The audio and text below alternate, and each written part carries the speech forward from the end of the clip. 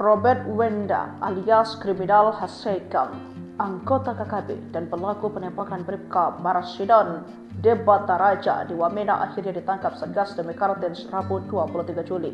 Menurut Kepala Operasi Satgas Damai Kartens Brigjen Pol Faisal Rantani, penangkapan dilakukan di Kampung Senerekoa, Map 5, Distrik Uumba, Kabupaten Jayabijaya, Papua Pegunungan.